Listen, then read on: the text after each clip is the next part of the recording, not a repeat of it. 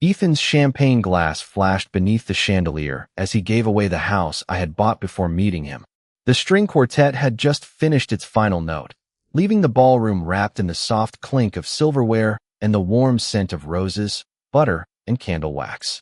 Nearly 200 guests turned toward our sweetheart table. Ethan stood beside me in his black tuxedo, one hand resting on my chair, as though even my seat belonged beneath his palm.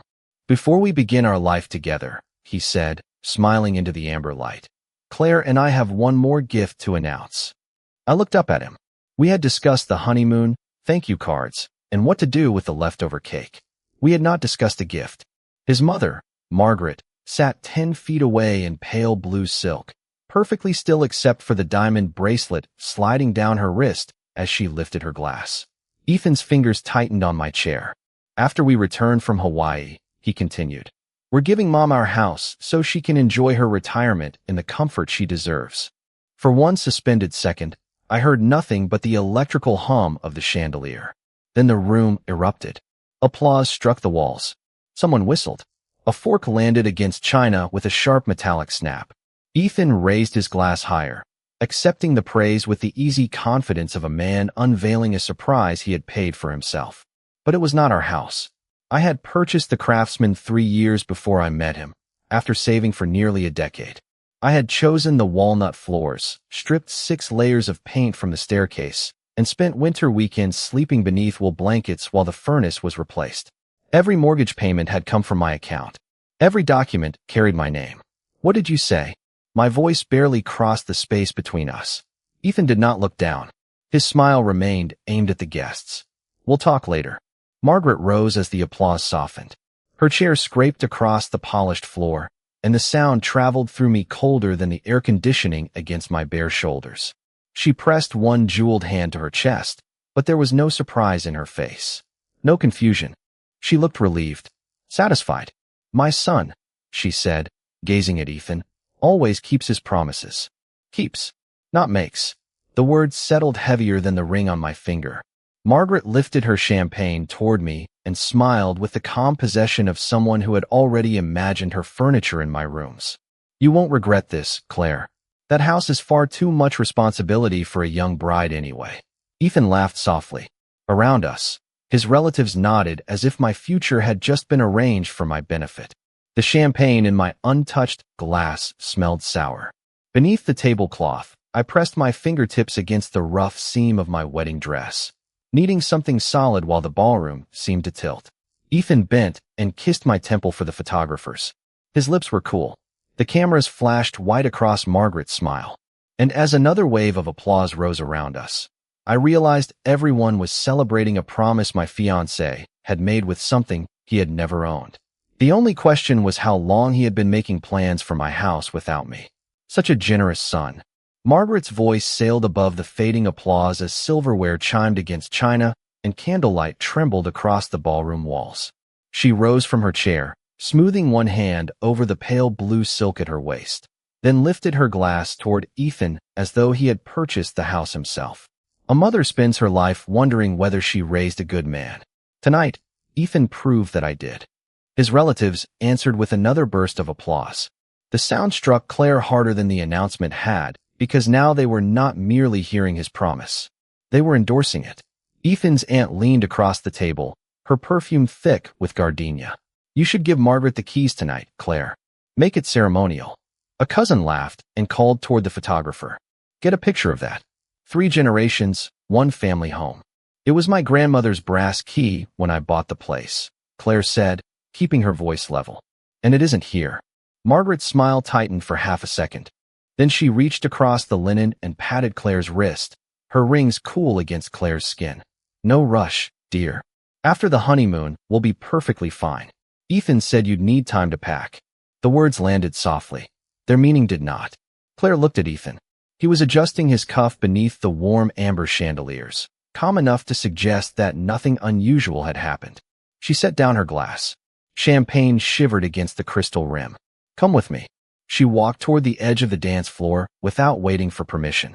Behind her, chairs scraped and someone called for the cake to be cut, but Claire stopped beside a column wrapped in white roses, just beyond the nearest cluster of guests. The flowers smelled sweet enough to turn her stomach. Ethan followed, wearing the same polished smile he had offered the cameras. "Why are you promising my house to your mother?" she asked. "Lower your voice. Answer me." His gaze flicked toward the tables rather than her face. Margaret remained standing in the distance, accepting congratulations while one relative mimed turning an invisible key. "Mom needs stability," Ethan said. "We've discussed helping her. Helping her is not giving her my home." Claire kept both hands against the beaded fabric of her dress so he could not see them shake. "You made that decision in front of 200 people without asking me." Ethan stepped closer, blocking the guest's view with his shoulder. The room was warm, yet his breath against her ear felt cold. "Do not embarrass me on our wedding day." Claire turned her head slowly.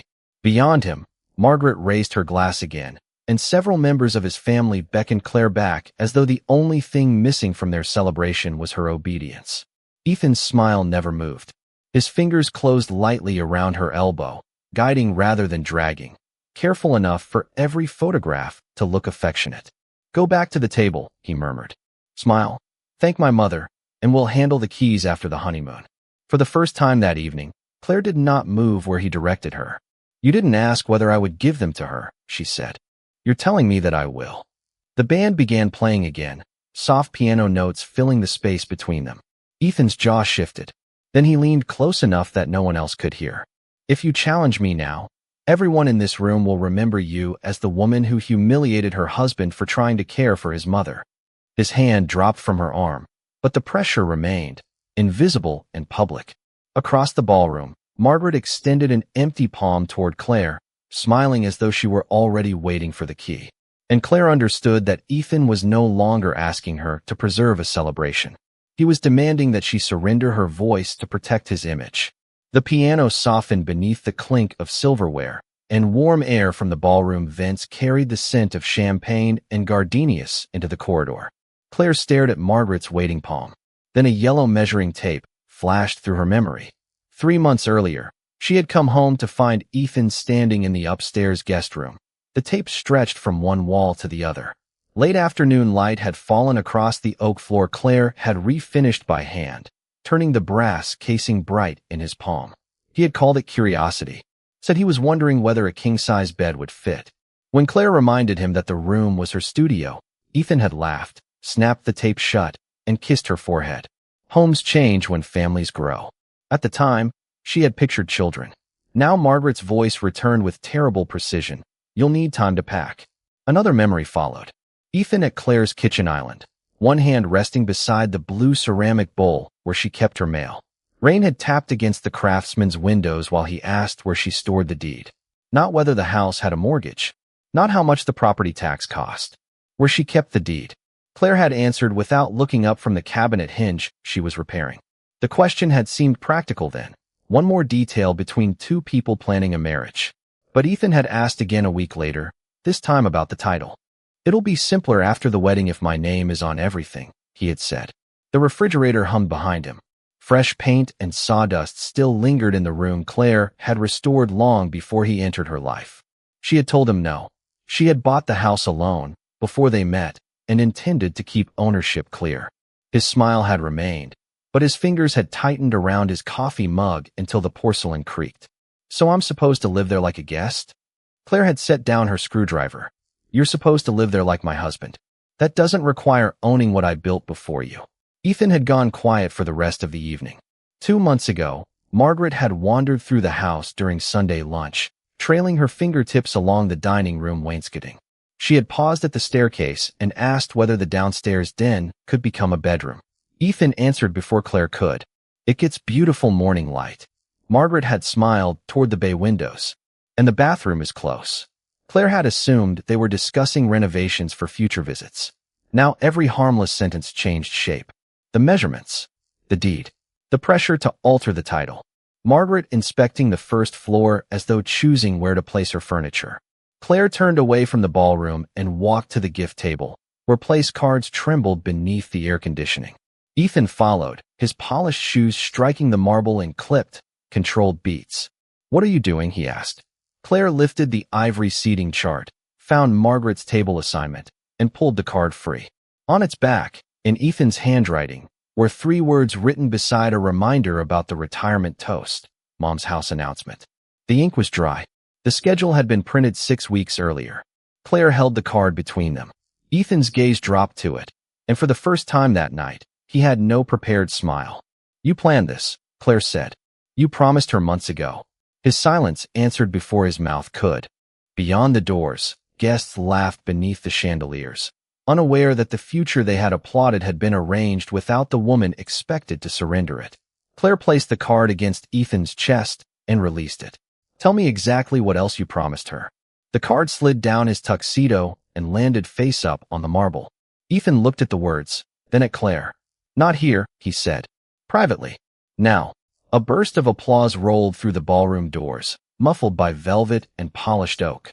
Inside the narrow coat room, the air felt 10 degrees warmer, heavy with gardenia perfume and the dry scent of cedar hangers. Claire entered first and turned beneath a brass wall sconce. "Take it back." Ethan shut the door, sealing away the music and laughter. The card bearing his handwritten announcement remained on the corridor floor outside.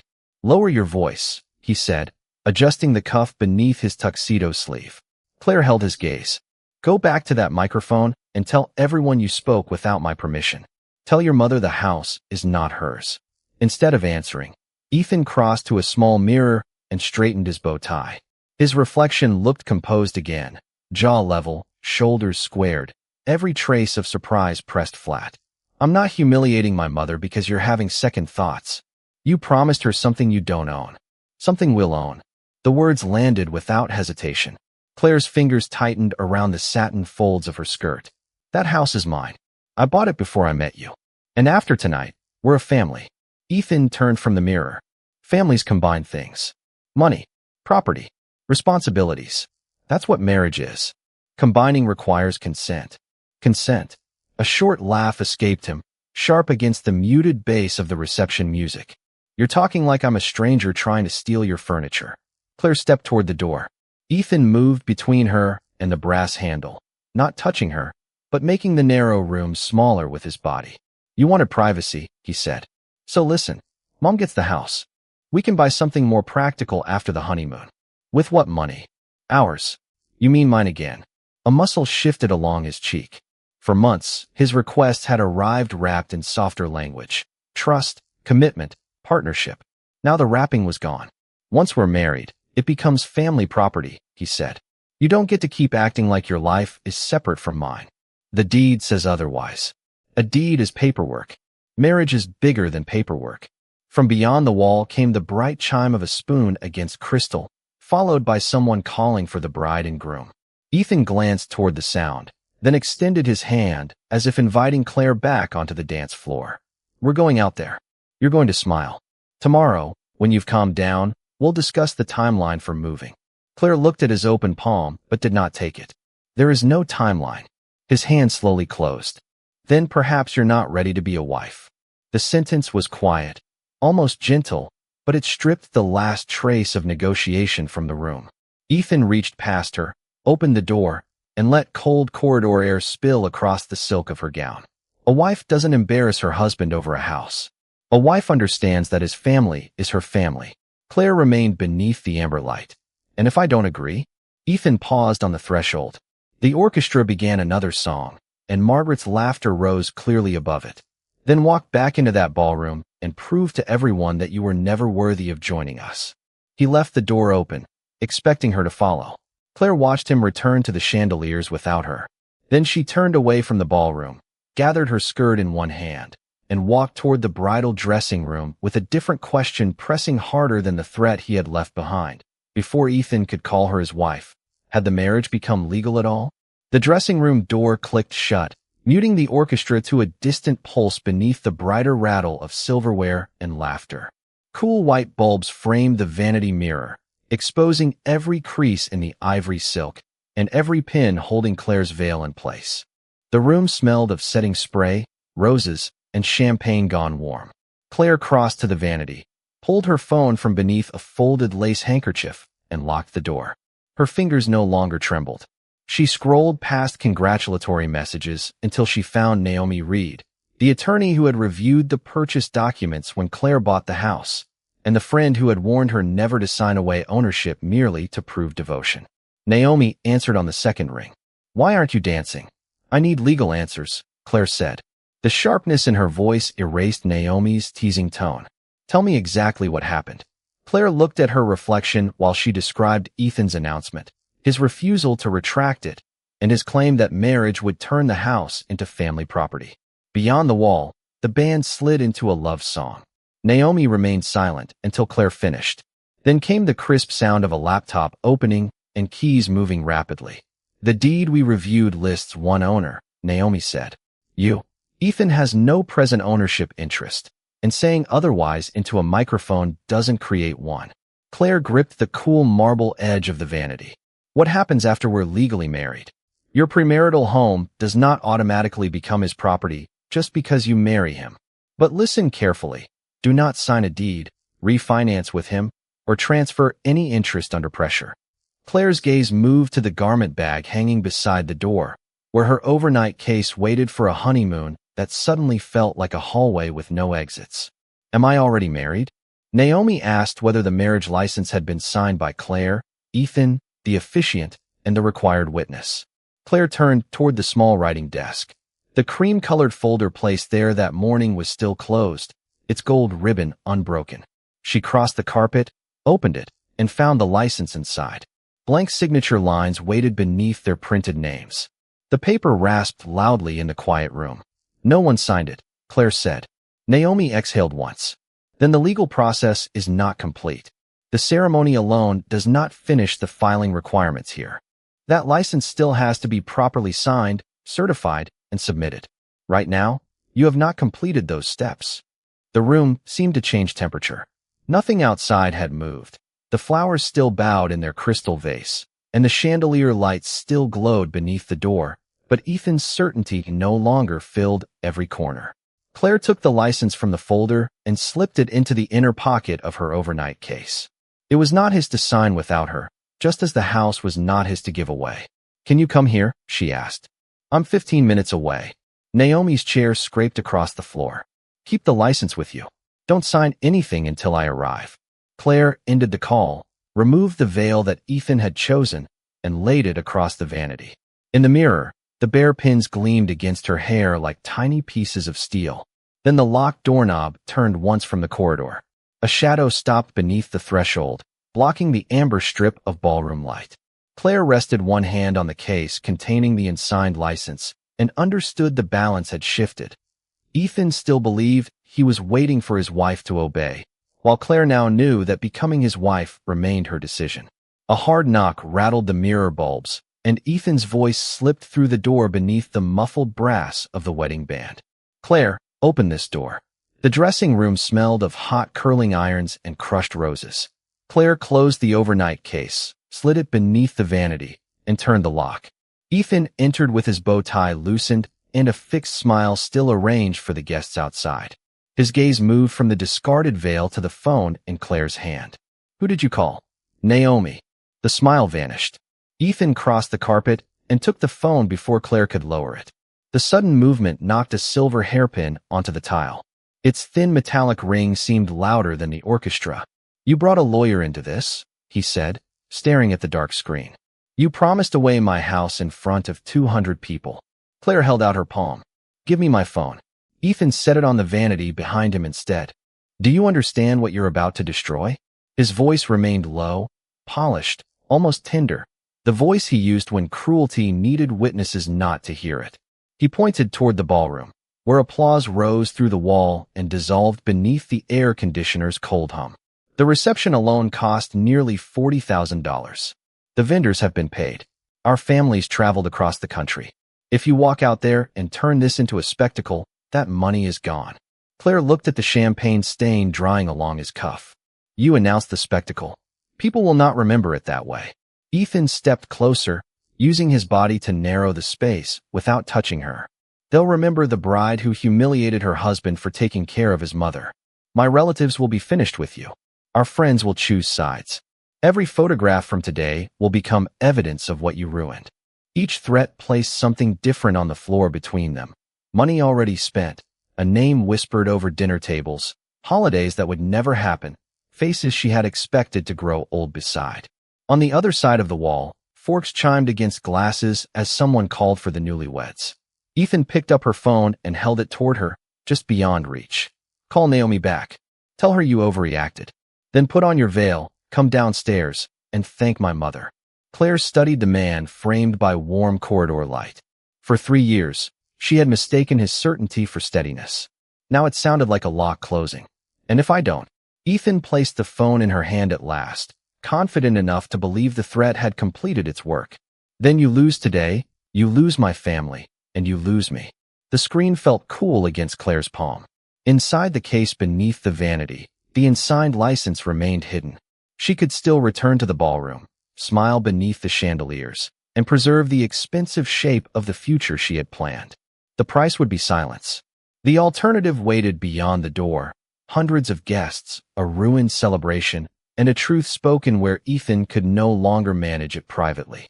Claire slipped the phone into her dress pocket, pulled the overnight case from beneath the vanity, and wrapped her hand around its leather handle. You're right, she said. Someone is going to lose the future they expected tonight. Ethan's jaw loosened, assuming surrender. Claire opened the door instead. Music and golden light poured across the carpet as every step toward the ballroom made retreat less possible. Naomi was still minutes away, but the next decision could not belong to anyone else. At the end of the corridor, the master of ceremonies raised his microphone and announced that the bride was returning. Claire walked toward the sound, carrying the only document that could stop Ethan from becoming her husband. A silver chime vibrated inside Claire's dress pocket, just as the ballroom doors came into view. Beyond them, the band softened into a slow piano arrangement, and warm light spilled over the polished floor while guests shifted in their seats, waiting for the bride to reappear. Claire stopped beneath an air-conditioning vent, its cold breath moving across her bare shoulders, and drew out the phone Ethan believed he had taken from her. He had seized the device from the vanity, but in his haste, he had grabbed Naomi's spare loaner, the one Claire had used earlier when her own battery began to fail. A message from Naomi Reed glowed on the screen. I'm 5 minutes away. Read what I just sent before you go inside. An attachment followed. 3 pages, an email chain forwarded from a real estate broker whose signature Claire recognized from a neighborhood listing. The first message had been sent 4 months earlier. Ethan's name appeared at the top. Claire opened it. The corridor noise receded beneath the dry hum of the vent. Ethan had asked the broker to prepare a private valuation of Claire's house, describing it as a property that would soon be under family control. He wanted a market estimate, likely rental income, and renovation costs for converting the downstairs den into a bedroom suite for Margaret. Claire scrolled with one thumb. The glass felt slick against her skin. The next message was worse. Once my mother is settled, Ethan had written, Claire and I will need something smaller. Preferably a 1-bedroom condo within 20 minutes. Keep the monthly payment low. She may resist downsizing at first, so don't contact her directly. Attached beneath the words were 3 condo listings, each less than half the size of Claire's home. One had no yard. Another stood beside an elevated freeway. The third was marked Cash Offer Preferred, as though Ethan had already calculated how much of Claire's equity he intended to use. His promise to Margaret had never been about sharing a home. He had planned to remove Claire from it. At the far end of the corridor, Ethan emerged from the dressing room passage, adjusting his cuff as he approached. The scent of cedar and champagne traveled with him. Why did you stop? He asked. Claire locked the screen and slipped the phone back into her pocket. Her grip tightened around the overnight case until its brass clasp pressed into her palm. Ethan glanced toward the ballroom, where Margaret waited beneath the chandeliers with a pleased smile and an empty hand ready for a key. They're waiting, he said. Then they should hear everything. His expression sharpened. Hear what? Claire looked at the man who had selected her replacement home without granting her a voice in the decision. The music ended. Applause rose briefly beyond the doors, then dissolved into expectant silence. Naomi's final message appeared on the screen through the thin fabric of Claire's pocket. I have the original email headers. He cannot deny sending them. Claire placed the overnight case beside the ballroom entrance and kept one hand on it. Inside lay the unsigned license. In her pocket waited proof of what Ethan intended to do after receiving her signature. The 2 objects weighed almost nothing, Yet together they had shifted every ounce of authority in the corridor. Ethan extended his arm, expecting her to take it. Claire stepped past him and reached for the ballroom doors herself. "Come with me," she said. "You're going to repeat your promise where Naomi can hear it." For the first time that evening, Ethan did not tell her what to do. He followed. Crystal glasses chimed beneath the chandeliers as the ballroom doors opened, and the last scattered conversations faded beneath the soft hum of the ventilation system. Warm candlelight slid across white linen, polished silver, and hundreds of faces turning toward the aisle. Claire entered without her veil. Her overnight case remained beside the doors, close enough to reach, the unsigned marriage license secured inside. Ethan followed one step behind her, his smile stretched thin beneath the amber light. At the edge of the aisle, Naomi Reed stood with her leather briefcase against her hip, breathing as though she had crossed the parking lot at a run. Claire met her eyes. Naomi gave one small nod. The email headers were authentic. The microphone felt cold when Claire lifted it from its stand. A low burst of feedback cut through the room, making several guests flinch. Margaret straightened at the head table, one hand resting beside the champagne flute she had raised earlier. "Ethan," Claire said, her voice carrying to the far wall. "I want everyone to hear this clearly. Repeat what you promised your mother." His jaw tightened. Then he looked across the tables and recovered the polished expression he had worn all evening. "After our honeymoon, we're giving Mom the house," he said. "She'll live there, and Claire and I will make other arrangements." Margaret's smile returned. A few relatives nodded as if order had finally been restored. "And you made that decision without my permission?" Claire asked. Ethan shifted toward her, lowering his voice even though the microphone still caught every word. "We're about to be married. I don't need permission to make decisions for our family." The room went still. Even the servers stopped moving. Claire glanced toward Naomi. "You heard him?" "I did," Naomi replied. "So did every witness in this room." Ethan's smile vanished. Claire slid the ring from her finger. The metal resisted at her knuckle for one brief second before coming free, warm from her skin. She placed it on the white-clothed table beside Margaret's untouched glass. The small click sounded sharper than the orchestra's final note. "That house was mine before today," Claire said. "It is mine now." It was never Ethan's to promise, transfer, renovate, or give away. Margaret's fingers closed around the stem of her glass. "Claire, don't be dramatic." Claire turned toward her. "Your son asked a broker to value my home and find me a one-bedroom condo after you moved in." A murmur traveled across the ballroom like wind through dry leaves. Ethan stepped forward. "Those emails don't mean." Claire raised one hand, and he stopped. "They mean I know what my signature was supposed to buy you." She walked back to the ballroom entrance, opened the overnight case, and removed the cream-colored license folder. Under the chandelier light, every signature line remained blank. Nothing has been signed, certified, or filed. She closed the folder. There will be no marriage. A chair scraped against the floor. Somewhere near the rear tables, a champagne flute tipped and rolled across linen without breaking. Ethan stared at the blank document, then at the ring beside his mother. Claire tucked the license beneath her arm and faced him across the aisle. They had been meant to walk together. "You promised away my home," she said. "I'm taking back my future." Behind her, Naomi opened her briefcase. In front of her, Margaret slowly rose from her chair, and every guest waited to see which of them would speak first. The champagne flute reached the edge of the tablecloth and dropped onto the parquet floor. Its thin crack traveled through the candlelit ballroom like ice splitting on a winter lake. Margaret stepped into the aisle, satin rustling around her knees, and held out one hand toward Claire. "Enough theatrics. Give Ethan the license, apologize, and we can still salvage this." Claire did not move.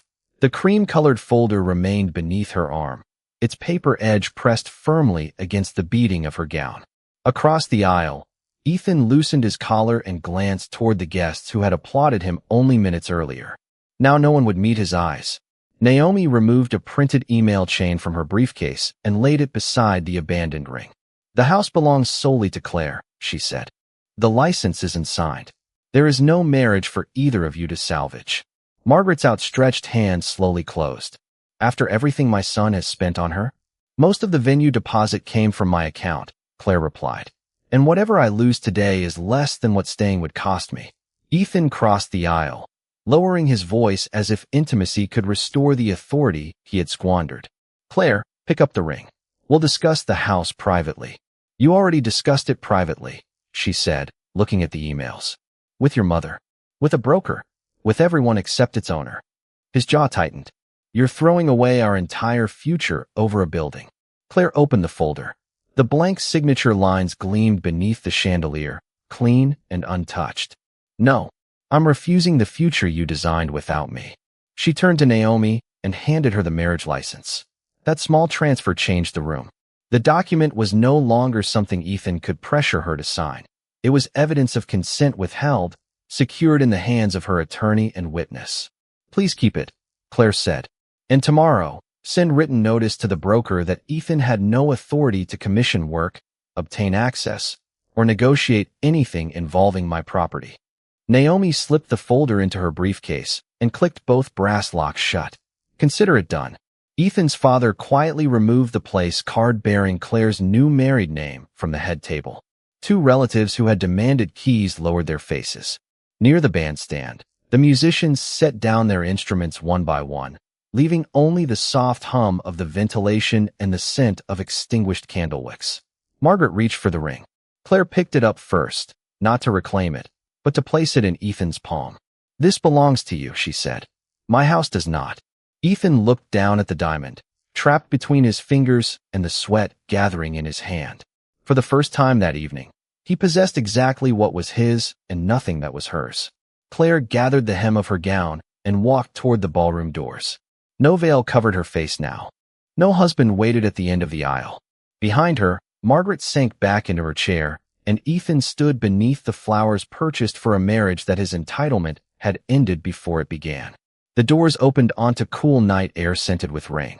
Claire stepped through without the ring, without the applause, and without the future she had once trusted, but carrying the one thing no promise made by another person could transfer, the right to choose her own life. And in the silence left behind, Ethan finally learned that love without respect is only another word for possession.